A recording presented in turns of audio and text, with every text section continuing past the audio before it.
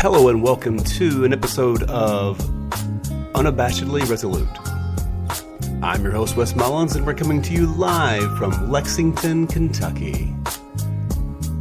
Here we go, guys. It's amazing.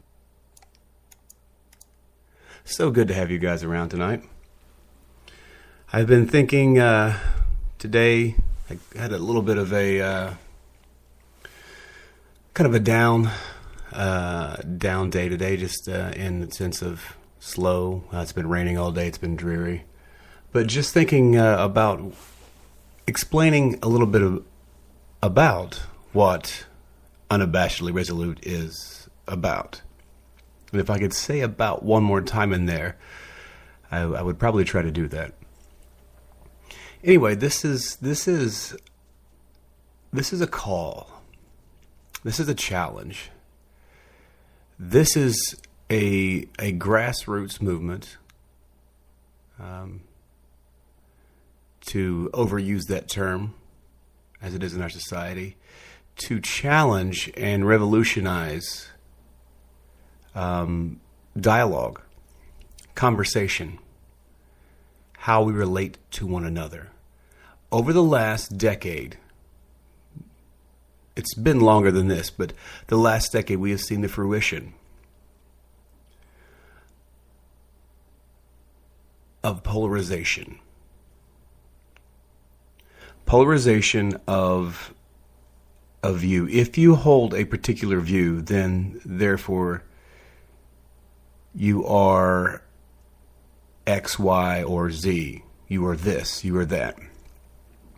You are labeled something. Now this comes from the same group, the group of people who decry they do not want to be labeled. So if you label someone who does not want to be labeled, you get labeled a bigot or a hater, which to me always seemed a bit illogical. And it's also what we call self-refuting. So the challenge of Unabashedly Resolute is to encourage you and equip you with knowledge, with this particular knowledge that you can stand against the onslaught of logical fallacies that so permeate our existence and our life through media and through our education and through politics and through conversations with the water cooler and as Dwight Howard would say, hey, what's the scuttlebutt today? So it's so that you can stand firm and you can make your decisions with your feet firmly planted. And you can take steps and you can move forward. Ravi Zacharias says this about a lot of atheists and a lot of relativists. He says they have their feet firmly planted in midair. And what I don't want you guys to do that. I want you to have your feet firmly planted on logic, on reason, understanding, and objective reality. Because if you stand there, and if that's all you know, if all you know are a few simple laws of logic, all you know is that reality is objective, all you know is there are things we ought to do, there are things that are right to do, and there are things that are wrong to do. If you are equipped with this little bit of information, you can rule the world. Now, what I mean to say is, in the land of the blind, the one-eyed man is king. Because he sees what others cannot. So I want to encourage you through these podcasts, and I want to strengthen you and challenge you to challenge yourself, challenge your own thinking. Unabashedly Resolute is about rethinking thinking. It's about stopping. It's about listening. And it's about taking your time. The quickest response is not the correct response. In that just because someone has a witty comeback or they have some kind of snappy, snarky remark, does not therefore mean that that snappy, snarky remark is, in fact, correct, simply because it's quick. A quip does not equal a defeat. Likewise, even taking your time and coming up with a well thought out response still doesn't mean that it's correct. See, the interesting thing about logic, it doesn't care how it gets to where it's going. The vehicle can be a jalopy. The vehicle can be a busted up piece of junk. Logic and truth do not care about the vessel, the vehicle to get it there. All that's concerned with logic and truth is it true? Is it logically valid? So Unabashedly Resolute is about helping people to understand how to understand truth, how to understand logic and reason, and how to walk in that. And when you begin to walk in logic and reason and truth, you stand up straighter. Your steps are more intentional. You talk and you speak and you converse with more purpose, with more clarity. You hear with a clarity in hearing that you've not been able to hear with before. Now, this is not magic, does not happen overnight, and does not mean that you will not speak in logical fallacies. You will not speak out of emotion. You will not speak out of ignorance in the subject.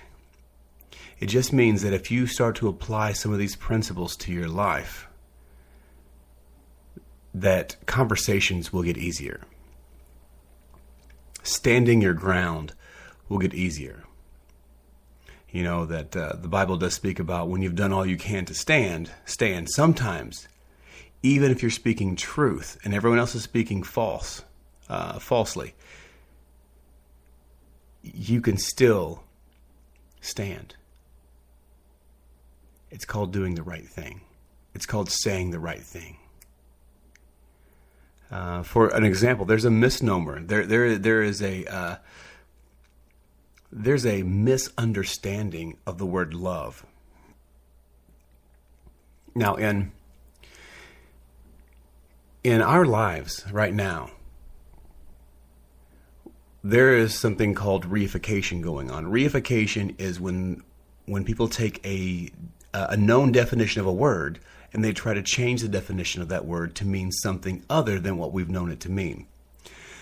So when we come to this place, when someone says love wins, or when someone says love is the answer, the first pushback that you need to do is you need to say, what do you mean by love? That sounds so simplistic. That sounds like that's going to be ignorant because everyone knows what love means. Ask the question, what do you mean by love? You will get all kinds of different answers. You shouldn't, but you will. Now, what we know is that love, and I say we as humans, we know that love is not only a warm feeling that we feel towards someone. Love sometimes is anger. Love sometimes is rash. Love sometimes is offensive. Love hurts. And as the 1980s ballads go, love stinks. Sometimes. But if we go to Corinthians chapter 13, love will never fail. Love is patient, love is kind, love endures. Now you say, well, love is patient, how can love be angry? Because if I love someone and I can't get through to them any other way, sometimes I'm going to have to offend them. I'm going to have to be angry with them. I'm going to have to get their attention and refocus them and say, hey, what you're doing is wrong. Hey, don't do that. Don't say that. And sometimes love is letting go. Now, I say this from an experiential, from experience. But C.S. Lewis wrote a book called The Four Loves, and he talks about the differences when we say the word love. Now, the reason why love is not happiness and happiness is not equal love, those two, it's a non sequitur. It doesn't follow that love equals happiness. That's also what we call I'll think of it here in a second, but it's they're unequally yoked, to use a biblical term. They don't mean the same thing. It's a false equivalence to say that happiness equals love, because I can do something. I can make a choice that makes me happy. Right now, I can make a choice that makes me happy. I'm elated. I'm jumping up and down. I'm screaming, yes, yes. Here's what you see. Think about this. You see this with all these commercials, these kids going to college for the first. Yes, I got accepted to this college. Yes, I got accepted to this college. It's amazing. Yeah, and there's that happiness. 3 months into their college semester, they don't seem happy anymore, and actually, they might be depressed. This college is the worst thing that ever happened to me. I can't believe I decided to go here.